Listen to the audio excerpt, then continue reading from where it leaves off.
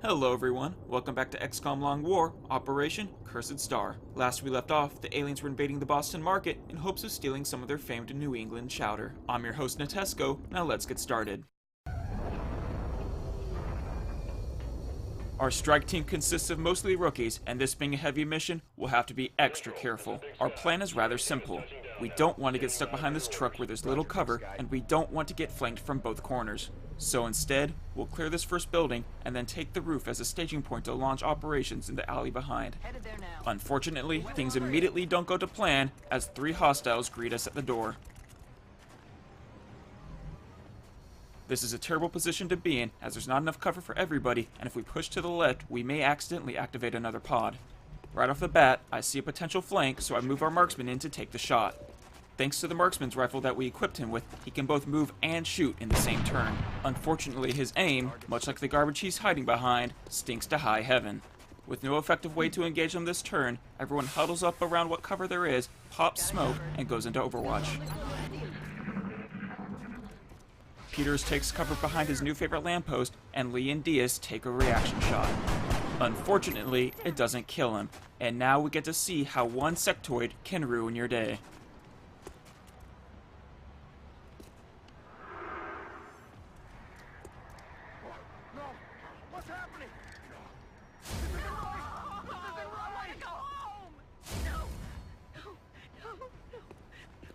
One side attack later, and we have 3 soldiers panicking, leaving us with half the options to deal with our 3 little problems down the street. It's time to bite the bullet, hopefully metaphorically, and take better cover. Fortunately, our gamble pays off, and we don't activate any more pods on our left flank. I had originally planned on having Dostoyevsky grenade both sectoids. However, after realizing I can only guarantee the death of one, I decided to rethink my strategy and play it safe by pulling back into cover. On the alien turn, the sectoids rain down hot plasma. However, as it turns out, plasma is no match for a window. Unable to get a good shot this turn, I move Brown into position to destroy cover and Scholes onto the roof to get an aerial flank. I unfortunately make the mistake of moving him twice and uncover 3 more sectoids who've apparently been watching with interest this whole time. Scholes is in a delicate situation, but Brown doesn't do delicate, so instead she greets these 2 sectoids with a pound of high explosives. Exposed and with 3 sectoids breathing down his neck, Scholes is gonna die this turn unless we can get him help. Thankfully, Diaz doesn't care about physics and throws a smoke grenade through the roof. Meanwhile, Peters takes advantage of the destroyed cover and kills a mine merger, which allows Lee to finish off the last of the 3 amigos. Despite our best efforts to keep him alive, Scholes pays for our mistake with his life as he's brutally murdered by a sectoid. With our line of sight on the 3 rooftop sectoids broken, we duck into the building to take cover, while also sending a rooftop element, ensuring that they're both in cover and out of the sectoid's line of sight. Back on the alien turn, we spot a mine merger, who's eager to serve himself to us on a silver platter. Not wanting to be rude, we graciously accept. Luck appears to be on our side, as this sectoid doesn't seem to understand the concept of a door, and we get another flank shot.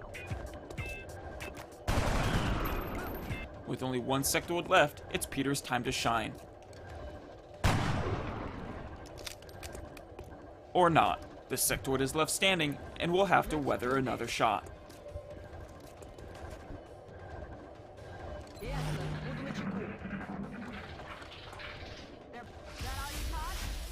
The sectoid spends his last moments missing, and Peter strikes true. It's time to push into the alleyway, and right off the bat, we catch 3 sectoids who appear to be snorting meld. High as a kite and probably tripping balls, they run screaming for cover. Our troops give chase as we try to find an elevated vantage point. It turns out Brown can hit the broadside of a brick wall, but unfortunately, that's not what we're aiming for. The sectoids appear to still be hallucinating and miss entirely. We begin moving troops in to prepare for a flank shot. However, the sectoid appears to have an enhanced perception as he dodges the bullets in slow motion, a la Matrix. Unfortunately for him, his abilities don't appear to extend to fragmentation grenades. Incapable of dealing with the other sectoid, we move into cover and go into Overwatch while waiting for the next turn. Even in full cover, moving a soldier this close to a sectoid was a risky gamble. I'm beginning to realize that these privates are prone to problematic panicking, but alliteration aside, it really is becoming a problem. Evac isn't coming, but Brown is, as she moves into cover behind the meld canister. Having confiscated the meld, we turn our attention to this pesky sectoid. However, he chose a very sturdy dumpster to hide behind, and we're unable to expose him.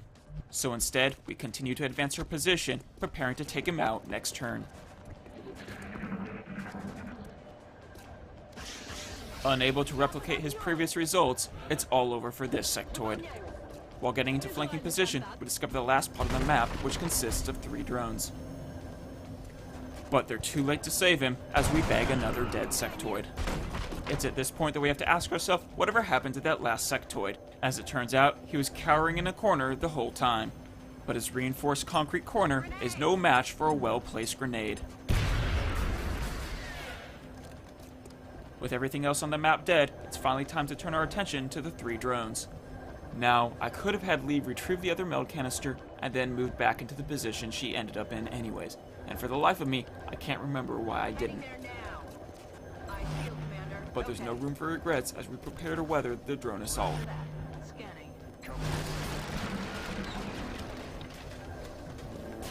It appears we have nothing to worry about, as someone forgot to properly calibrate the drone's targeting computer. I guess the aliens should have hired Garrus Vicarian. With the meld no longer an option, I turn my attention to ending these drones before the turns end. 2 shots later, and things are going well. I move Brown up to finish them off with a grenade. You generally can't count on early game grenades to deal lethal damage to drones. However, grouped up and at ground level, my chances of dealing lethal damage are good. Mission accomplished. And so ends Operation Cursed Star. After some quick shopping, we bag the bodies and head on home. With 3 promotions awaiting, things turned out pretty good. We also came out with a wonderful bounty of corpses, meld, and fragments. Over in engineering, we buy a motion tracker, which will be invaluable during missions. As for promotions, first up is Maud Lee, who follows in Vasor's footsteps and picks up the big guns. Next up, we have Leela Diaz, who as our first scout, her lightning reflexes, while not invulnerable, will make her a huge asset when dealing with alien overwatches in a pinch. Sofia Dostoyevskaya takes up the mantle of assault. Her shotgun and abilities will make her the queen of close-range combat, in turn making her a necessity on terror missions. With everything taken care of, we begin scanning. It's not long before we finish our first lift and we go to build our second. Our first base layout goal is to get a thermogenerator, so to ensure we have the funds, we don't begin construction on anything else. Upon our resumption of scanning, Australia gets cold feet and pulls out of the XCOM project. However, there's no time to worry about that, as we encounter the first UFO we're actually capable of shooting down. We scramble the fighters and send Punchy to intercept. We choose to fly aggressive at this point because our rookie pilots with their first generation weaponry need all the help they can get to hit their targets. We have eyes on the bandit.